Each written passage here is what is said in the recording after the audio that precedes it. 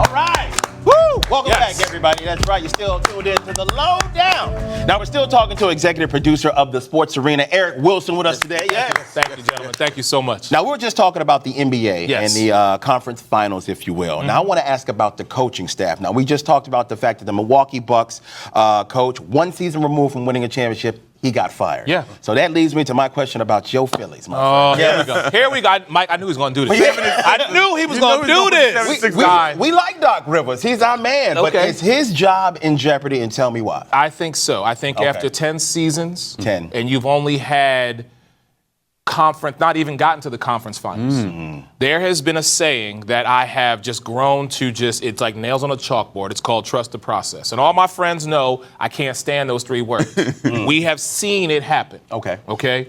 Unfortunately, Joel Embiid is the only person from that trust the process that has been able to make his way through the Philadelphia 76ers and provided that team a spark.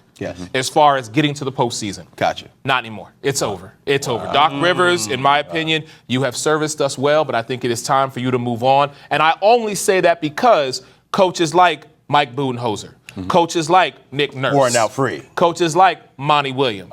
All of these coaches are now available, and they could possibly bring a different pedigree to the Sixers and get them over the hump. There you go. Quick question for you. Now, I know your Sixers are your team. Yeah, of course. Do you think Doc was just an older coach and couldn't relate to the younger guys? No, not at all. Do you think it was his thought process, his schemes that didn't help him progress? Why do you think he's failing? I think what it is like there is a part of a buy-in, okay?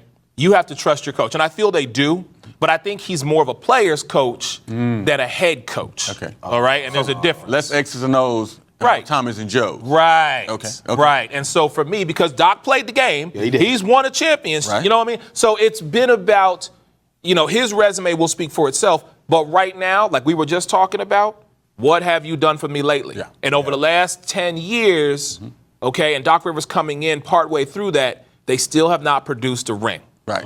Now they let go Ben Simmons. They brought in James Harden. Right, but Ben Simmons was the guy he did not fit the mold. Gotcha. All right, the hype for Ben Simmons is gone, and I'm telling you personally, as a Philly fan to Brooklyn, thank you for thinking. I'm very honest. However, James Harden coming in does provide I won't say a sidekick, but a 1B to Joel Embiid, who's a leader on the team. But you still need more people. You still need more around you to build, and the depth has been a problem.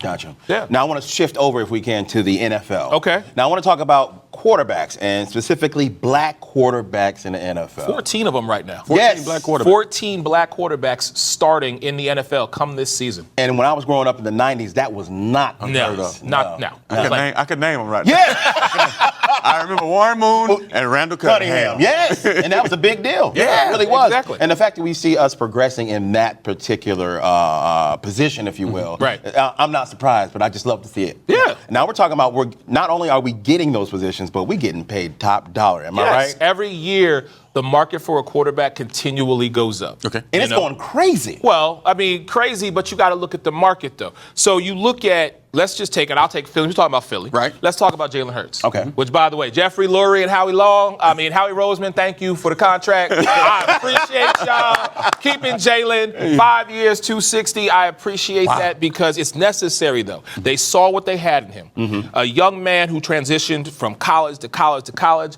got drafted behind a quarterback who at one time was supposed to be the MVP of the league, and now Jalen has come in and said, all right, it's my time. I'm going to show you what I'm capable of.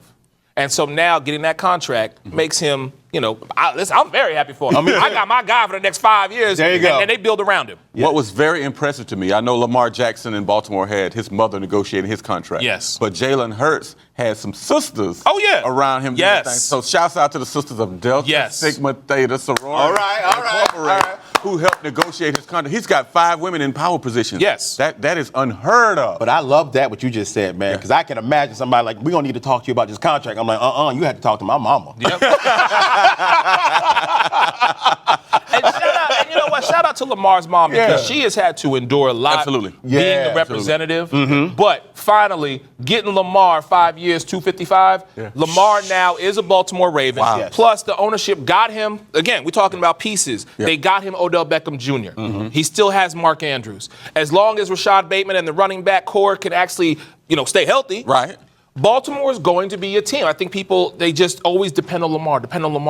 Well, now you put these pieces around him. The man ain't got to run for 1,000 yards every season. Yeah. He'd have to be the top producing running guy on your squad. Now he has people to help him. There you go. Let's shift really quick. Sure. Deion Sanders, Mr. Social Media now, has moved Okay. from Jackson State, of course, to Colorado. Right. First season, only won one game last year.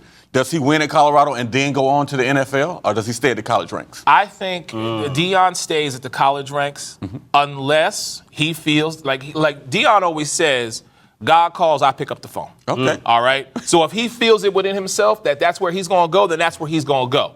But right now, Deion taking a team, like you said, 1-12, Colorado, and now look at them. I have never seen a college team sell out Right. a preseason game. Right. You know, you lucky if you get the people's mamas and daddies in the stand.